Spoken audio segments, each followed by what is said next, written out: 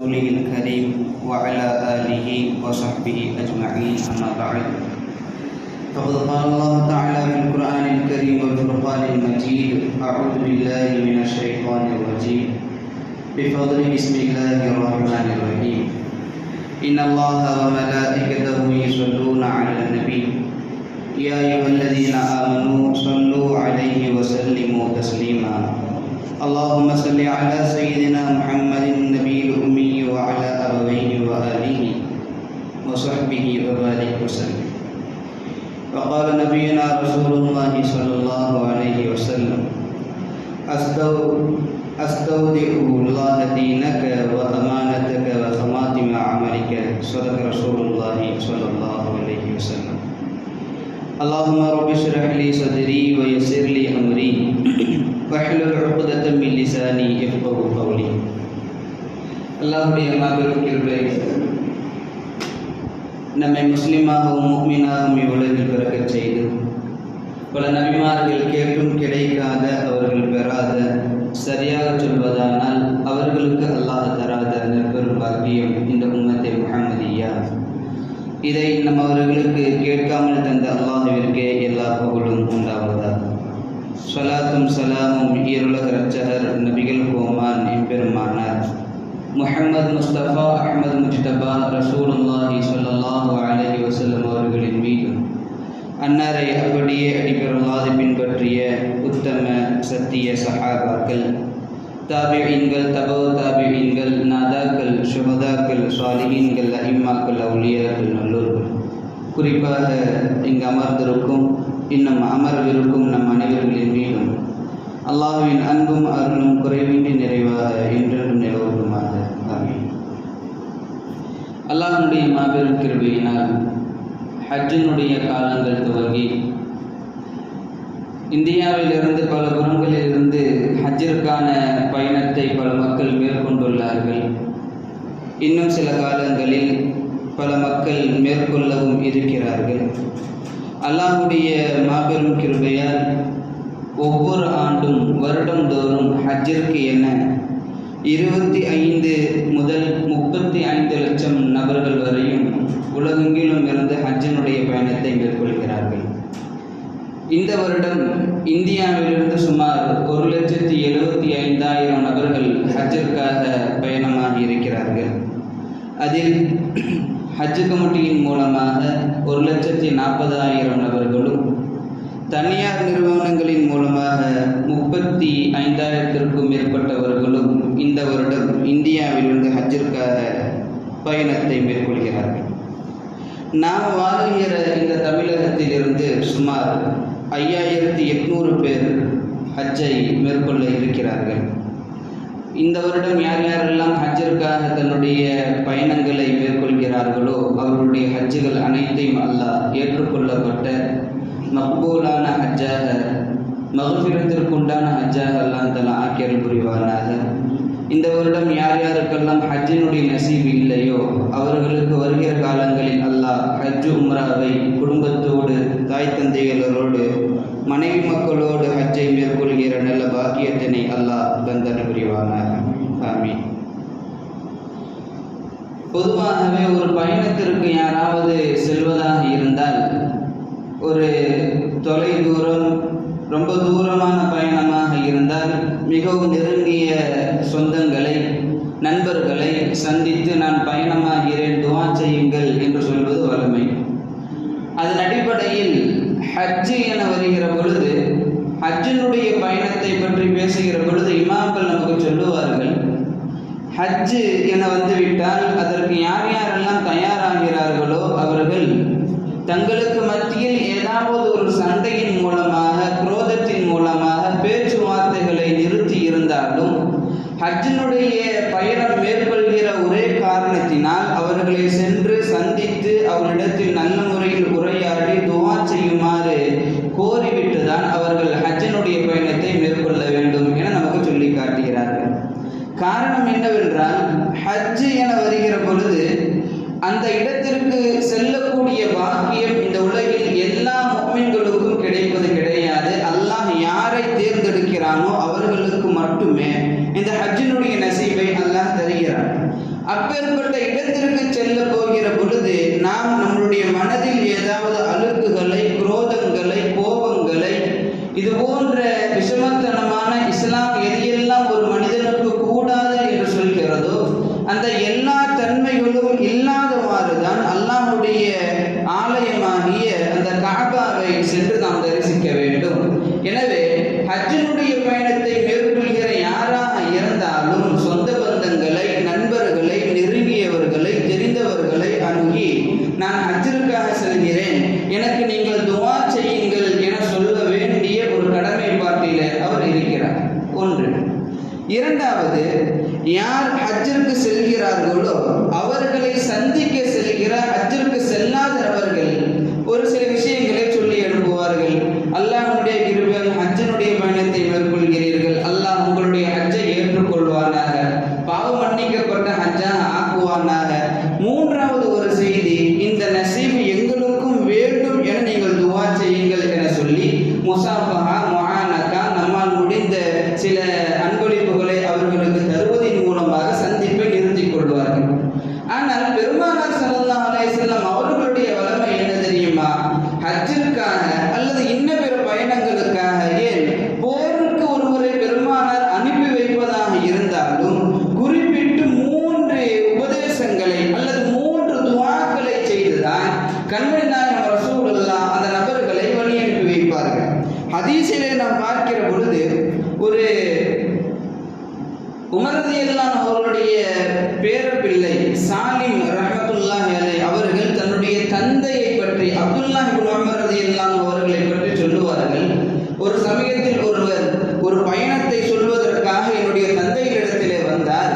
அப்பொழுது என்னுடைய தந்தை அப்துல்லாஹ் ரலியல்லாஹு அவரை பக்கத்திலே அழைத்து சொன்னார்கள், பக்கத்தில் வாங்க, நான் பெருமானாரிடத்தை பார்த்ததை நான் உங்களுக்கு சொல்கிறேன், பெருமானாரிடத்திலிருந்து எதை கற்றுக்கொண்டேனோ அதை உங்களுக்கு நான் சொல்கிறேன் என அப்துல்லாஹ் ரலியல்லாஹு சொல்லி 3 செய்திகளை பெருமானார் சொன்னதாக அந்த இடத்திலே சொல்லுவார்கள். அது வெறுமனே 3 செய்தி அல்ல, 3 மிக பெரும் முக்கியமான துஆக்கள். அதில் ஒன்று, கண்மணி நாயகம் ரசூலுல்லாஹ் அஸ்தக்ஃபிருல்லாஹ் தீனக, நான் உன்னிடத்தில், உன்னுடைய அல்லாஹ்விடத்தில் உன்னுடைய தீன் பாதுகாக்கப்பட வேண்டும் என்பதாக நான் துஆ செய்கிறேன். இரண்டாவது, வ அமானதக, உன்னுடைய அமானித விஷயத்திலே நான் அல்லாஹ்விடத்திலே துஆ செய்கிறேன். மூன்றாவது பெருமானார் சொல்லுவார்கள், வ ஹவாதீமு அமலிக, உன்னுடைய அமல்களினுடைய முடிவுகளுடைய விஷயத்திலே நல்லதாக இருக்க வேண்டும் என நான் அல்லாஹ்விடத்தில் துஆ செய்கிறேன் என பெருமானார் சொல்லி வழி அனுப்புவார்கள். இதே துஆவை உனக்கும் நான் சொல்லி உம்மை வழி அனுப்புகிறேன் என சொல்லி அப்துல்லாஹ் ரலியல்லாஹு செய்த செயலை சையதுனா சாலிம் ரஹ்மத்துல்லாஹி அலைஹி அவர்கள் நமக்கு சொல்லி காட்டுகிறார்கள். இங்கே நாம் பார்க்க வேண்டிய ஒரு செய்தி என்னவென்றால், ஹஜ்ஜுடைய காலகட்டத்தில் யார் யாரெல்லாம் ஹஜ்ஜிற்கு என பயணம் சொல்ல வருகிறார்களோ நாம் எப்பொழுதும் வளமையை போல சொல்கிற அந்த சொற்களை எல்லாம் முடித்துவிட்டு மூன்றாவதாக பெருமானார் குறிப்பிட்ட இந்த துஆக்களையும் அவருக்கு செய்ய வேண்டும். காரணம், ஒரு முஃமினுடைய வாழ்க்கையில் இந்த 3 மிக மிக முக்கியம்.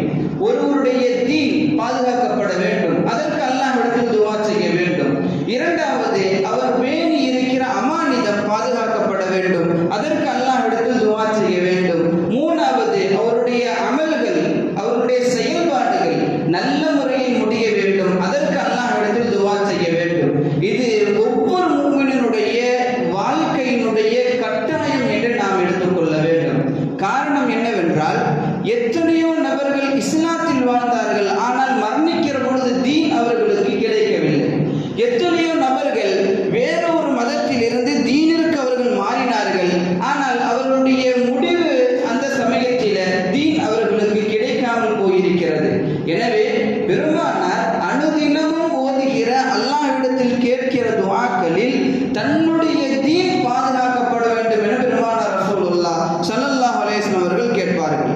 ரசூலுல்லாஹ்வுடைய வளமையான துஆக்களில் ஒன்று, அல்லாஹும்ம இன்னி அஸ்அலுகுல் அஃபுவ வல் ஆஃபியா ஃபீ தீனி, யா அல்லாஹ், என்னுடைய மார்க்கத்தில் உன்னிடத்தில் மன்னிப்பையும் அதனுடைய ஆரோக்கியத்தையும் யா அல்லாஹ் நான் உன்னிடத்தில் கேட்கிறேன். எனக்கு எனது மார்க்க விஷயத்தில் ஆரோக்கியத்தை தா, வ துனியாய, உலக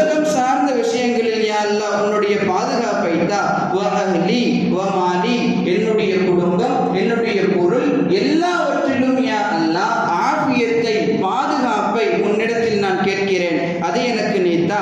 அல்லாஹும்ம அஸ்துர் அவ்ராத்தி, என்னுடைய அவ்ரத்துகளை மறைக்கப்பட வேண்டிய விஷயங்களை யா அல்லாஹ் மறைத்து தா. ஆமின் ரவுஆத்தி, என்னுடைய பயத்திலிருந்து திடுக்கத்திலிருந்து யா அல்லாஹ் எனக்கு ஒரு நிம்மதியை பாதுகாப்பை நீ தா. இப்படியெல்லாம் கேட்டுக்கொண்டு வருகிற பெருமானார் ரசூலுல்லாஹ் நமக்கு சொல்ல வருவது என்ன தெரியுமா? முதலாக வார்த்தை நாம் யோசிக்க வேண்டும். அல்லாஹும்ம இன்னி அஸ்அலுக்கல் அஃபு வல் ஆஃபியத ஃபீ தீனி, என்னுடைய மார்க்க விஷயத்தில் யா அல்லாஹ் உன்னிடத்தில் மன்னிப்பை முதலாவதாக நான் முன்வைக்கிறேன். இரண்டாவது, அந்த மார்க்கம் பாதுகாக்கப்பட வேண்டும் என்பதை நான் உன்னிடத்தில் முன்வைக்கிறேன் என பெருமானார் ரசூலுல்லாஹ் தன்னுடைய வாழ்க்கையில துஆவை செய்திருக்கிறார்கள். இது மட்டுமல்ல, வார்த்தைகள் மாற்றி மாற்றி பெருமானார் தன்னுடைய தீன் பாதுகாக்கப்பட வேண்டும் என பெருமானார் துஆ செய்தார்கள். ஒரு கட்டத்தில் பெருமானார் இப்படி கேட்டார்கள், அல்லாஹும்ம அஸ்லிஹ் லீ ஃபீ தீனி, யா அல்லாஹ் என்னுடைய மார்க்க விஷயத்தில் நல்லதை இனி எனக்கு செய்து தருவாயாக, மார்க்க விஷயத்தை நீ யா அல்லாஹ் பரிபூர்ணப்படுத்துவாயாக. வவஸ்ஸிஹ் லீ ஃபீ தாரி, என்னுடைய இல்லத்தில் விசாலத்தை நீ ஏற்படுத்துவாயாக. வபாரிக் லீ ஃபீ ரிஸ்கி, என்னுடைய ரிஸ்கிலே யா அல்லாஹ் பரக்கத்தை அபிவிருத்தியை நீ ஏற்படுத்துவாயாக என பெருமானார் ரசூலுல்லாஹ் துஆ செய்ததாக ஹதீஸ்களிலே நாம் பார்க்கிறோம். இப்படி ரசூலுல்லாஹ் துஆ செய்வதனுடைய காரணம் என்ன தெரியுமா? அவர்கள்தான் தீன். அப்படித்தானே? பெருமானார் ரசூலுல்லாஹ் அவர்கள்தான் தீன், தீன் தான் பெருமானார் ரசூலுல்லாஹ். ரசூலுல்லாஹ் எதை சொல்கிறார்களோ அதுதான் மார்க்கமாக இந்த இஸ்லாத்திலே வரையறுக்கப்பட்டது. பெருமானார் எதை எடுக்க வேண்டும் என்று சொன்னார்களோ அது ஒவ்வொரு முஸ்லிமினுடைய கடமையாக மாறியது. பெருமானார் எதை தடுக்க வேண்டும் என்று சொன்னார்களோ அது ஒவ்வொரு முஸ்லிமுடைய வாழ்க்கையில் ஹராமாக மாறியது. இப்படி இருக்க மார்க்கமே பெருமானார் என இருக்க ரசூலுல்லாஹ் என்னுடைய மார்க்கத்தில் யா அல்லாஹ் பாதுகாப்பை தா, அதனுடைய முடிவை நல்லதாக்கித்தா என பெருமானார் கேட்கிறார்கள் என்றால் இரண்டு செய்திகளை நாம் விளங்கிக் கொள்ள வேண்டும். ஒன்று, பெருமானார் அவர்களுக்காக கேட்கவில்லை, இந்த உம்மத்திற்கு பெருமானார் மார்க்கம் மிக முக்கியம் என்பதை பெருமானார் உணர்த்துகிறார்கள். இரண்டாவது, நான் இப்படி கேட்கிறேனே என்றால் உங்களுடைய வாழ்க்கையில் எனது உம்மத்துகளே நீங்கள் மார்க்க விஷயத்திலே அல்லாஹ்விடத்தில் எவ்வளவு பாதுகாப்பை கேட்பதற்கு கடமைப்பட்டிருக்கிறீர்கள் என்பதை யோசிப்பதற்காக பெருமானார் ரசூலுல்லாஹ் என்னுடைய மார்க்கம் சார்ந்த விஷயத்திலே யா அல்லாஹ் பாதுகாப்பை தா, நல்ல முடிவை தா என பெருமானார் கேட்டார்கள். பெருமானார் தான் தீன், மார்க்கம் என்றாலே பெருமானார் தான். உதாரணத்திற்கு ஒரு சம்பவம் சொல்லுவேன். ஒரு சமயத்தில் ரசூல் ஸல்லல்லாஹு அலைஹி வஸல்லம் அவர்கள் தங்கத்தை மனிதர்கள் ஆண்கள் அணிவதை பெருமானார் தடுத்தார்கள். ஹதீஸில் வருகிறது, நஹா ரசூலுல்லாஹி ஸல்லல்லாஹு அலைஹி வஸல்லம் அன் ஹாத்தமித் தஹப், தங்க மோதிரம் அணிவதை, பொதுவாக தங்கம் ஆண்கள் அணிவதை பெருமானார் தடுத்தார்கள். ஆண்களுக்கு தங்கம் ஹராம் என பெருமானார் ரசூலுல்லாஹ் இந்த ஹதீஸை சொல்கிறார்கள். பின்னாலே உமர் ரலியல்லாஹு அவருடைய காலகட்டத்தில் செய்தனா பரா இப்னு ஆசிம் ரலியல்லாஹு அன்ஹு மக்களுக்கு மத்தியில் அமர்ந்திருக்கிற சமயத்தில் தன்னுடைய விரலிலே தங்க மோதிரத்தை பரா இப்னு ஆசிம் ரலியல்லாஹு சஹாபி அணிந்திருக்கிறார்கள். அப்போ பார்த்து சுற்றி இருந்த மக்கள் எல்லாம் கேட்டார்கள், பரா இப்னு ஆசிம் என்ன ரசூலுல்லாஹ் தங்கத்தை ஆண்களுக்கு ஹராமாக ஆக்கினார்களே, தடுத்திருக்கிறார்களே, அப்படி இருக்க நீங்கள் தங்க மோதிரத்தை அணிந்திருக்கிறீர்களே, இதை நீங்கள் கலட்டுங்கள் என்று மக்கள் சொன்ன நேரத்தில் பரா இப்னு ஆசிம் ரலியல்லாஹு ஒரு வார்த்தை சொல்லுவார்கள். அன்று ஒரு நாள் கனிமத், ஒரு போரினுடைய முடிவிற்கு பிறகு கனிமத் பொருட்களை, போரில் இருந்து எடுத்துக்கொண்டு வரப்பட்ட பொருட்களை பெருமானார் பங்கு வைத்தார்கள். எல்லோருக்கும் எல்லா பொருளும் சரி பங்கு பெருமானார் வைத்த பிறகு மீதம் இருந்தது இந்த ஒரே ஒரு தங்க மோதிரம். அப்ப ரசூலுல்லாஹ் தங்க மோதிரத்தை பார்க்கிறார்கள், அப்படியே தலையை உயர்த்தி மக்களை பார்க்கிறார்கள், மீண்டும் தலையை தாழ்த்துகிறார்கள், மீண்டும் மக்களை பார்க்கிறார்கள், மீண்டும் தலையை தாழ்த்தினார்கள், மீண்டும் பெருமானார் மக்களை பார்த்தார்கள். அந்த சமயத்தில் ரசூலுல்லாஹ் ஏ பர்ரா, ஹதீஸ்ல வரக்கூடிய வார்த்தை, ஏ பர்ரா, பர்ராவே இங்கே வாங்க. நான் பெருமானார் ரசூலுல்லாஹ் இடத்திலே சென்றேன். அப்பொழுது ரசூலுல்லாஹி ஸல்லல்லாஹு அலைஹி வஸல்லம் அவர்கள் என்னிடத்தில் இந்த தங்க மோதிரத்தை தந்து பெருமானார் சொன்னார்கள், ஹுத், இதை நீங்கள் எடுத்துக் கொள்ளுங்கள், இல்பிஸ், நீங்கள் அணிந்து கொள்ளுங்கள் என பெருமானார் ரசூலுல்லாஹி ஸல்லல்லாஹு அலைஹி வஸல்லம் அவர்கள் சொன்னார்கள். சொன்னார்கள். சொல்லிவிட்டு மூன்றாவதாக ஒரு செய்தி சொன்னார்கள். அல்லாஹ்வும் அல்லாஹ்வுடைய தூதரும் உங்களுக்கு எதை அணிவித்தார்களோ அதை நீங்கள் அணிந்து கொள்ளுங்கள் என ரசூல் ஸல்லல்லாஹு அலைஹி வஸல்லம் அவர்கள் சொல்லி இந்த மோதிரத்தை எனக்கு தந்தார்கள். பெருமானார் அணிய சொல்லி தந்த இந்த மோதிரத்தை கலட்டும்படி நீங்கள் எப்படி எனக்கு உத்தரவிடுவீர்கள் என பரா இப்னு ஆசிப் ரலியல்லாஹு அன்ஹு மக்களை பார்த்து கேட்கிறார்கள். பரா இப்னு ஆசிப் ரலியல்லாஹு அன்ஹு மக்களை பார்த்து கேட்கிறார்கள். இங்கு நாம் யோசிக்க வேண்டிய செய்தி என்ன தெரியுமா? ஒட்டுமொத்த உலக ஆண்களுக்கும் தங்கம் ஹராம் என பெருமானார் சொன்னால் அது ஆண்களுக்கு ஹராம் தான். அதுவே பெருமானார் ஒருவரை குறிப்பிட்டு இவருக்கு மாத்திரமே இந்த மோதிரம் ஹலால் என்று சொன்னால் அந்த மனிதருக்கு மாத்திரம் அது ஹலால். ஏனென்றால் ரசூலுல்லாஹ் எதை சொல்கிறார்களோ அது தீன், அது மார்க்கம், அது ஏற்றுக்கொள்ளப்பட வேண்டியது. ரசூலுல்லாஹ்வுடைய வார்த்தைக்கு மாற்றம் யார் செய்கிறாரோ அவர் முஸ்லிமாக இருக்க முடியாது. அப்படி இருக்க பெருமானார் தான் தீன். அப்பேற்பட்ட தீனாக இருக்கிற பெருமானார், யா அல்லாஹ் என்னுடைய தீன் பாதுகாப்பிற்காக உன்னிடத்தில் துவா செய்கிறேன் என பெருமானார் ரசூலுல்லாஹ் துவாவை முன்வைக்கிறார்கள் என்றால் நாம் மனதில் வைக்க வேண்டிய செய்தி என்ன தெரியுமா? இது பெருமானார் அவர்களுக்காக செய்த துவா அல்ல, நமக்கு பெருமானார் காட்டி தந்து ஒவ்வொரு முஃமினுக்கும் தீன் மார்க்கம் மிக முக்கியமானது. எனவே உங்களுடைய மார்க்க விஷயத்தில் கடைசி வரை நீங்கள் மார்க்கத்தில் நிலைத்திருக்க அல்லாஹ்விடத்திலே துவா செய்து கொள்ளுங்கள் என பெருமானார் நமக்கு கற்றுத் தருகிறார்கள் என்பதை நாம் விளங்கிக் கொள்ள வேண்டும். வரலாறு நெடுகிலும் எத்தனையோ நபர்கள் இஸ்லாத்தில் இருந்து கடைசி நேரத்தில் தீன் கிடைக்காமல் மார்க்கத்தை விட்டு வெளியே சென்று அவர்கள் மரணித்த சம்பவம் எல்லாம் இந்த இஸ்லாமியத்திற்கு சொந்தமானது. ஒன்றுமில்லை, பெருமானார் ரசூலுல்லாஹ்வுடைய காலத்திலே ஒரு நபர் கிறிஸ்துவராக நஸ்ரானியாக இருக்கிறார். அவர் ரசூலுல்லாஹ்வை பார்த்து ஈமான் கொள்கிறார். அப்போ ரசூலுல்லாஹ்வை பார்த்து ஈமான் கொண்ட அந்த நபர் குர்ஆன் ஓதுவதில் மிகவும் ஈடுபாடாக இருக்கிறார். சூரா பக்கரா, சூரா ஆலி இம்ரான் போன்ற மிக பெரும் பெரும் சூறாக்களை அவர் ஓதி மனனம் செய்கிற ஒரு வண்ணத்தில் அந்த நபர் நிற்கிறார். அப்ப ரசூலுல்லாஹ் இவருடைய ஆர்வத்தை பார்த்து வஹி எழுதுகிற பொறுப்பை இந்த நபருக்கு பெருமானார் தருகிறார்கள். அந்த நபரும் வஹியை எழுதுகிறார். எழுத எழுத அவருடைய எண்ணத்தில் இப்படி ஒரு எண்ணம் மாறி போகிறது. நான் எதை யோசிக்கிறேனோ அதுதான் வஹியாக வருகிறது. இன்னொரு எண்ணம் அவருக்கு இப்படி மாறி போனது, நான் எதை எழுதி தருகிறேனோ அதை தவிர முஹம்மது ஸல்லல்லாஹு அலைஹி வஸல்லமுக்கு வேறு எதுவும் தெரியாது, நான் தான் அவர்களுக்கு முக்கியம் என்கிற ஒரு எண்ணம் வருகிறது. இந்த எண்ணம் அல்லாஹ்விடத்தில் மிகவும் கோபத்திற்குண்டான எண்ணம். கடைசியில் அவர் மரணிக்கிற சமயத்தில் தன்னுடைய ஈமான் இழந்து மீண்டும் கிறிஸ்துவராக போய் மீண்டும் நசரானியாக அவர் மாறி போய் மீண்டும் அவர் மரணிக்கிற சமயத்தில் தன்னுடைய சகாக்கள் எல்லாம் அவர்களை கொண்டு போய் புதைக்கிறார்கள். மூத்தாயிட்டாங்கன்னா கபரு தோண்டி புதைக்கணும் இல்லையா? கபரு தோண்டி புதைக்கிறாங்க. நைட்டு புதைத்து விட்டு, இரவு புதைத்து விட்டு மறுநாள் காலையில் அந்த இடத்தை கடந்து செல்கிற பொழுது புதைக்கப்பட்ட அந்த உடல் வெளியே கிடைக்கிறது. ஹதீஸில் வருகிறது, பூமி அவரை ஏற்றுக்கொள்ளவில்லை, வெளியே துப்பிவிட்டது என ஹதீஸில் வருகிறது. அப்போ அவங்க விளங்கிக்கிறாங்க, யோசிக்கிறாங்க, இது முஹம்மது ஸல்லல்லாஹு அலைஹி வஸல்லம் அவர்களும் அவருடைய தோழர்கள் செய்த செயல். காரணம், அவர்களுடைய தீனிலிருந்து இவர் நம்மளுடைய மார்க்கத்திற்கு வந்துவிட்டார். அப்போ நம்ம மீண்டும் தோண்டுவோம். புதைத்தார்கள். இரண்டாவது நாள் புதைக்கப்பட்டது. மீண்டும் அந்த மூன்றாவது நாள் காலையில் பார்க்கிற பொழுது அந்த பூமி அவரை ஏற்றுக்கொள்ளவில்லை, மீண்டும் வெளியே துப்பியது. இரண்டாவது நாளும் அதே போலத்தான் யோசித்தார்கள். மூன்றாவது நாளும் புதைத்தார்கள். மூன்றாவது நாளும் வெளியே துப்பியது. இப்படி 3 நாட்கள் அந்த பூமி அந்த உடலை ஏற்றுக்கொள்ளாத ஒரே காரணத்தினால் விளங்கிக் கொண்டார்கள், இது முஹம்மதும் அவருடைய தோழர்களுடைய செயல்பாடு கிடையாது, மாறாக இறைவனுடைய செயல் என்பதை அவர்கள் விளங்கிக் கொண்டு அந்த நபரை புதைக்காமல் அப்படியே தூரமாக தூக்கி எறிந்துவிட்டு அவர்கள் வந்துவிட்டார்கள். கடைசியில் உடல் அழுகி போய் நாற்றம் எடுத்து புழுவரித்து அந்த உடல் மக்கி போனது என வரலாறு நமக்கு சொல்லி காட்டுகிறது. சொல்வதனுடைய நோக்கம் என்ன தெரியுமா?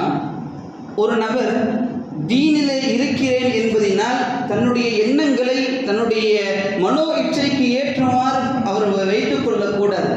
தீனில் இருப்பதினால் தன்னுடைய தீன் பாதுகாக்கப்பட வேண்டிய அம்சங்களை துவாக்களாக நாம் அல்லாஹ்விடத்தில் முன்வைக்க வேண்டும். இந்த ஹதீஸில் இரண்டாவது ஒரு கூடுதல் செய்தி என்ன தெரியுமா? யார் யாரெல்லாம் பெருமானாரை பற்றி தவறான சிந்தனைகளை சித்தாந்தங்களை கொண்டிருக்கிறார்களோ அவர்கள் எல்லோருக்கும் இதுதான் முடிவு. ரசூலுல்லாவை பற்றி அவதூறாக ரசூலுல்லாவை பற்றி கொஞ்சம் வேறு விதமாதிரியான வார்த்தைகளை பேசுகிற யாராக இருந்தாலும் அவர்களுக்கு இதுதான் முடிவு. நம்மில் பலரும் பேசுகிறார்கள் அல்லவா, ரசூல் நம்மை போல நபர் தானே, நம்மை போல மனிதன் தானே, அவரை ஏன் நீங்கள் நபியாக ஏற்கிறீர்கள், அல்லது அவரை ஏன் நீங்கள் பின்பற்றுகிறீர்கள், அல்லது ஏன் அவர்களை நீங்கள் வழிபடுகிறீர்கள், அல்லது ஏன் உங்களுடைய வாழ்க்கையில் முழுவதும் முஹம்மது ஸல்லல்லாஹு அலைஹி வஸல்லம் அவர்களை கொண்டு வந்து வைக்கிறீர்கள், கேட்கிற எல்லா நபர்களுக்கும் இதுதான் முடிவு. நாம் விளங்கிக் கொள்ள வேண்டும். அல்லாஹ் அதிலிருந்து நம்மை பாதுகாப்பானாக. சொல்ல வருவதின் நோக்கம், நான் தீனில் இருக்கிறேன் என்பதாக நாம் நினைத்து கொண்டு நம்மளுடைய வாழ்க்கையை மனோ இச்சையின்படி நாம் செலுத்திவிடக்கூடாது. மாறாக தீன் பாதுகாக்கப்பட வேண்டி அல்லாஹ்விடத்தில் அனுதினமும் துவா செய்து கொண்டே இருக்க வேண்டும் என்பதை கண்மணி நாயகம் ரசூலுல்லாஹி ஸல்லல்லாஹு அலைஹி வஸல்லம் அவர்கள் நமக்கு சொல்லி காட்டுகிறார்கள் என்றால் நம்மளுடைய வாழ்க்கையை நாம் யோசித்துக் கொள்ள வேண்டும். ஒருவருடைய முடிவு அல்லாஹ் வேண்டும். தன்னுடைய வாழ்க்கை ஒரு 15 அல்லது 18 வருடங்களுக்கு முன்னால் சவுதி ரியாத்தில் நடந்த ஒரு செய்தி, ஒரு சம்பவம். கணவன் மனைவி ஜோடிகள் எப்பொழுதுமே காலையில் எழுந்து தன்னுடைய வீட்டினுடைய வேலைகள் எல்லாம் முடிந்த பிறகு தன்னுடைய அலுவல்களுக்கு அவர்கள் செல்வார்கள். அதில் அந்த கணவரும் சரி மனைவியும் சரி இஸ்லாத்தினுடைய விஷயத்தில் ரொம்ப ஆர்வம் உள்ள நபர்கள் 2 பேரும். அந்த ஒரு நாள் சமயத்தில் அந்த மனைவிக்கு வயது 20, இளம் பெண். அந்த பெண் தன்னுடைய அலுவலகத்துக்கு செல்கிற சமயத்தில் லுஹா தொழுது விட்டு வருகிறேன் என தன்னுடைய கணவரிடத்தில் சொல்லி லுஹா தொழுக சென்றார். லுஹா தொழுது கொண்டிருந்த மனைவி நீண்ட நேரமாக வரவில்லையே என யோசித்து தொழுகிற இடத்திற்கு வந்து பார்த்தால் தன்னுடைய மனைவி சஜிதாவிலேயே மரணித்து போயிருக்கிறார். தன்னுடைய ரூஹ் சஜிதாவிலே பிரிந்திருக்கிறது. ஒருவருடைய மரணம் என்றால் இப்படி இருக்க வேண்டும். அதிலும் சஜிதாவில் சிறந்த மரணம் எது தெரியுமா? மதீனாவில் சஜிதாவில் மரணிக்க வேண்டும். அல்லாஹ் நம் அனைவருக்கும் நசீபை தருவானாக. அந்த பெண்ணினுடைய கணவர் அதிர்ந்து போகிறார். கடைசியில் அவருடைய முடிவை யோசித்து அவர் கொஞ்சம் மகிழவும் செய்கிறார். இன்னொரு பக்கம் மனைவியினுடைய பிரிவை நினைத்து அவர் கொஞ்சம் கவலையும் கொள்கிறார்.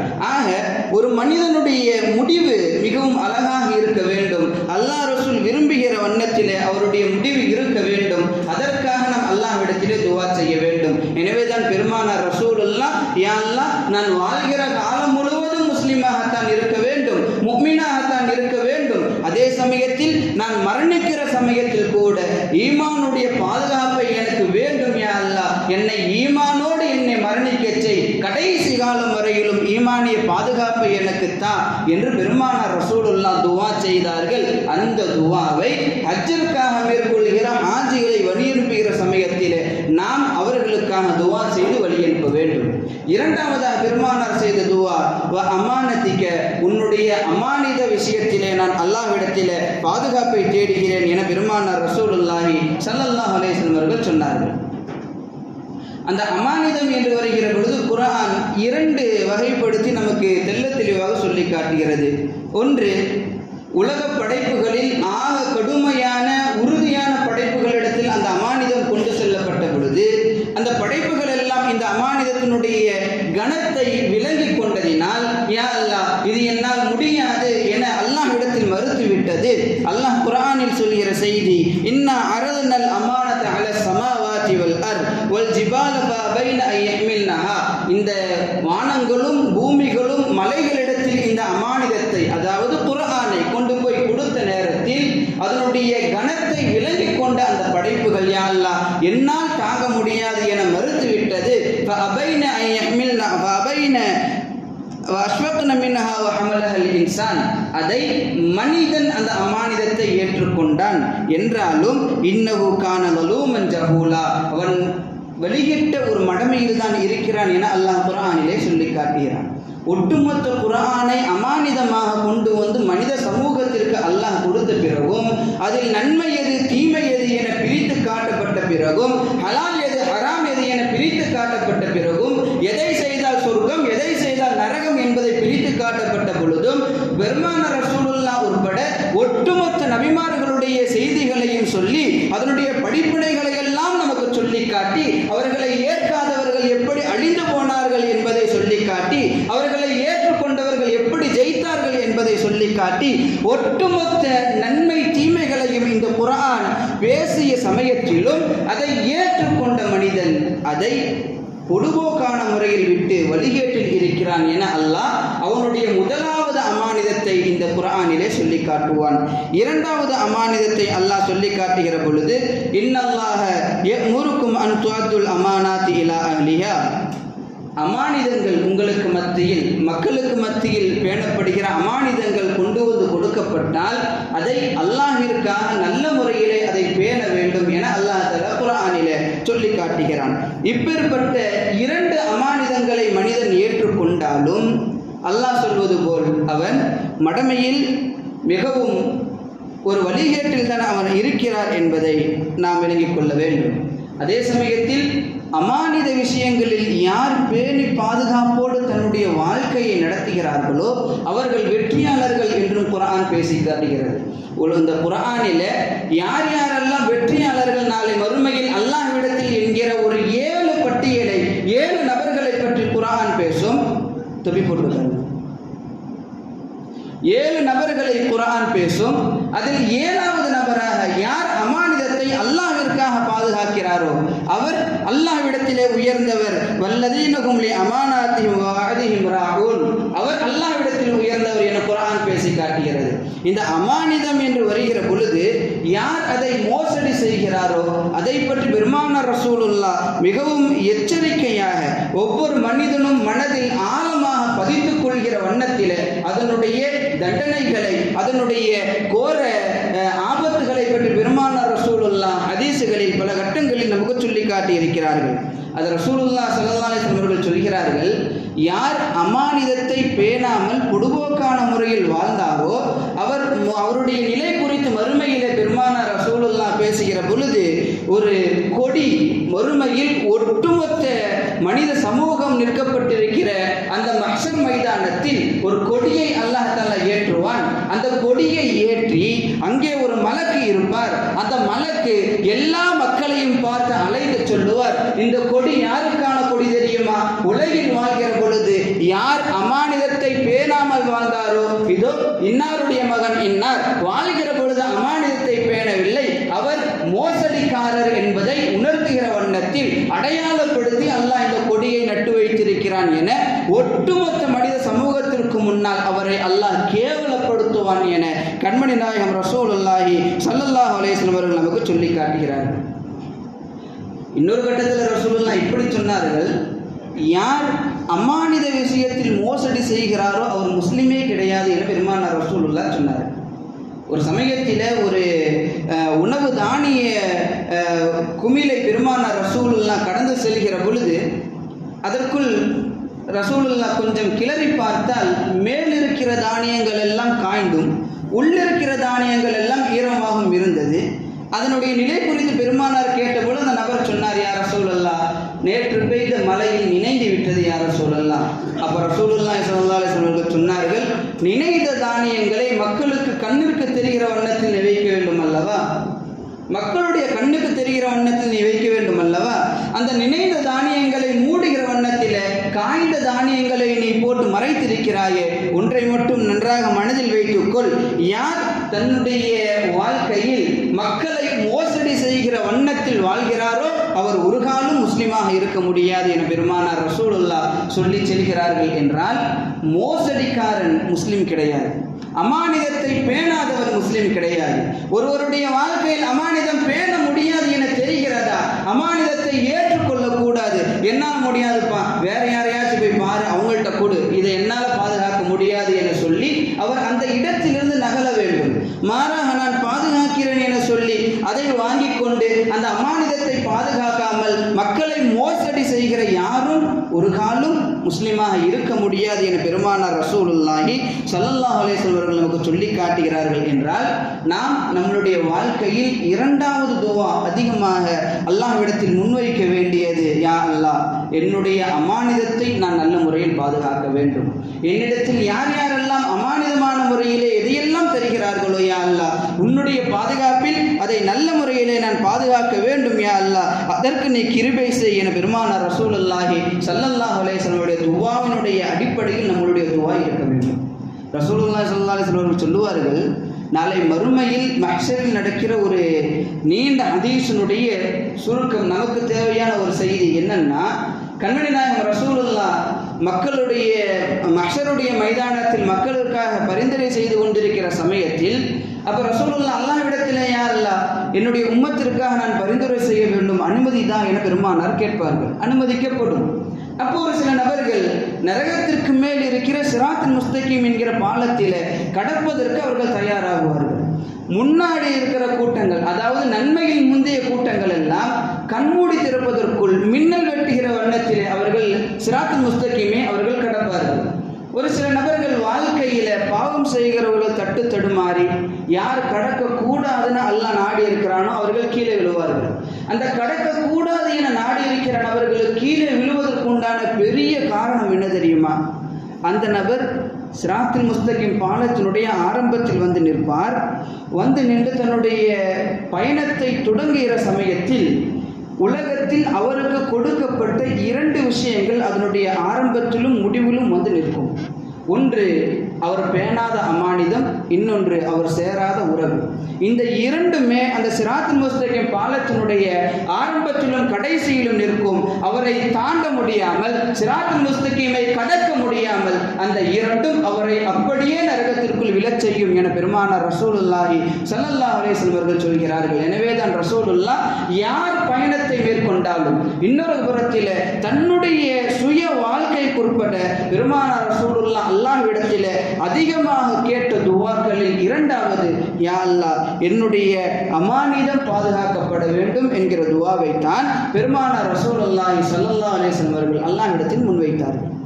3வது பெருமானார் சொன்ன செய்தி, அமல்களினுடைய முடிவு நன்மையாக இருக்க வேண்டும். ஒருவருடைய வாழ்க்கை ஆரம்பம் நல்லது, முடிவு கெட்டது என்றால் அவர் துர்பாக்கியசாலி. ஒருவருடைய வாழ்க்கை கெட்டது, முடிவு நல்லது என்றால் அவர் பாக்கியசாலி. இது ஹதீஸினுடைய அடிப்படையில் கூட பெருமானார் ரசூலுல்லாஹ்வுடைய மொழியில் கூட நாம் சொல்லலாம். ரசூலுல்லாஹி ஸல்லல்லாஹு அலைஹி வஸல்லம் அவர்கள் ஒரு சில நபர்களை பற்றி கூறுகிற பொழுது அவர்கள் வாழ்கிற சமயத்தில் அதிகமான நன்மைகளை செய்து கொண்டே வாழ்வார். தன்னுடைய வாழ்க்கை மிக நீண்ட வாழ்க்கையாக இருக்கும். நீண்ட ஆயுளை அல்லாஹ் அவருக்கு தந்திருப்பான். வாழ்க்கை முழுவதும் நன்மையை அவர் செய்வார். தன்னுடைய கடைசி அவருக்கும் அவருடைய சொர்க்கத்திற்கும் மத்தியிலே ஒரு முழம் அளவு இருக்கும். அந்த அளவு சொர்க்கத்தை நெருங்கி விடுவார். ஆனால் அவர் சொர்க்கத்திற்குள் செல்லாமல் கடைசி நேரத்தில் ஏதாவது ஒரு பாவத்தை செய்து அவர் சொர்க்கம் தடைபட்டு போய் நரகத்திற்கு செல்வார் என பெருமானார் ரசூலுல்லாஹ் சொல்லுவார்கள். இன்னொரு நபரை பற்றி பெருமானார் சொல்கிற பொழுது ஒரு சில நபர்கள் இருக்கிறார்கள், நீண்ட ஆயுள் அவர்களுக்கும் உண்டு. ஆனால் தன்னுடைய வாழ்க்கையிலே பாவத்தை மட்டுமே அவர்கள் செய்து வாழ்வார்கள். நரகத்திற்கும் அவருக்கும் மத்தியிலே ஒரு முழம் அளவுதான் இருக்கும். அந்த கடைசி நேரத்தில் செய்த பாவங்களை எண்ணி வருந்தி திருந்தி அல்லாஹ்விடத்தில் பாவ மன்னிப்பு கேட்டு நல்ல அமலை செய்து கொண்டிருக்கிற சமயத்தில் அல்லாஹ் அவருடைய மரணத்தை வைத்திருப்பான்.